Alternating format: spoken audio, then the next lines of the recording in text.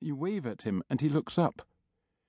"I've got to head out. Got a call," you say, poking the red-glowing hoverfly case number across the desktop in his direction.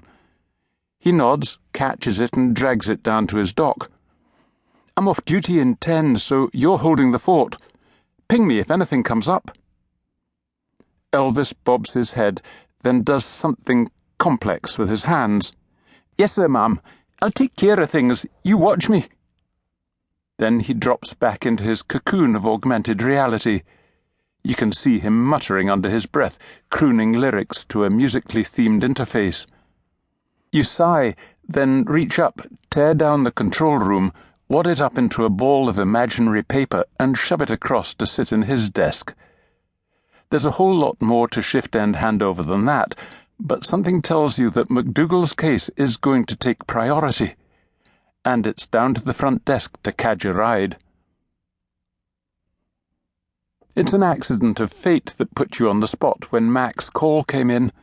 Fate and personnel allocation policy, actually. All that and politics beside. You don't usually sit in on the West End Control Centre, directing constables to shoplifting scenes and chasing hit-and-run cyclists.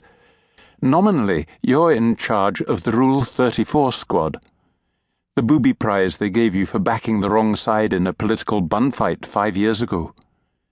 But policing is just as prone to management fads as any other profession, and it's policy this decade that all officers below the rank of Chief Inspector must put in a certain number of core community policing hours on an annual basis, just to keep them in touch with social standards, whatever they are, and mission-oriented focused retention, whatever that is. Detective Inspector is, as far as policy is concerned, still a line rank rather than management.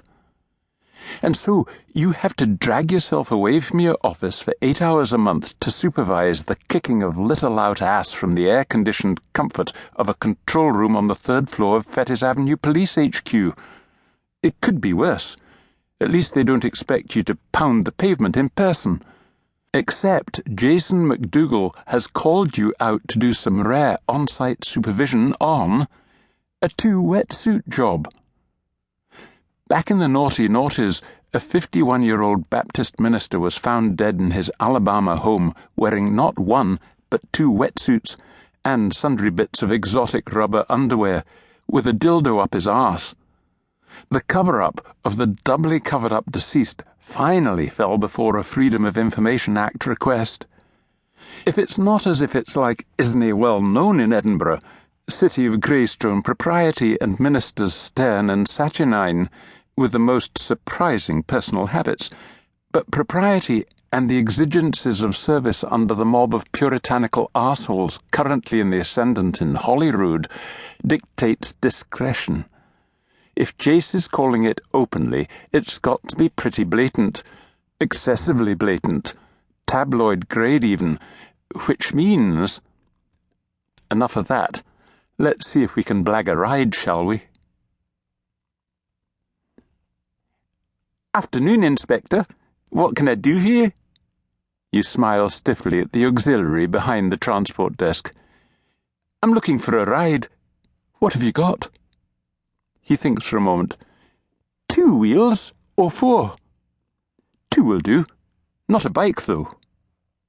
You're wearing a charcoal grey skirt suit, and the police bikes are all standard hybrids, no step-through frames.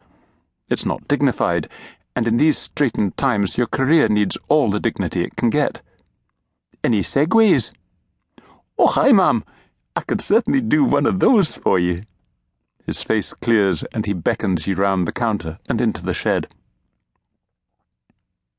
A couple of minutes later, you're standing on top of a Lothian and Borders police Segway, the breeze blowing your hair back as you dodge the decaying speed pillows on the driveway leading past the stables to the main road. You'd prefer a car, but your team's carbon quota is low, and you'd rather save it for real emergencies.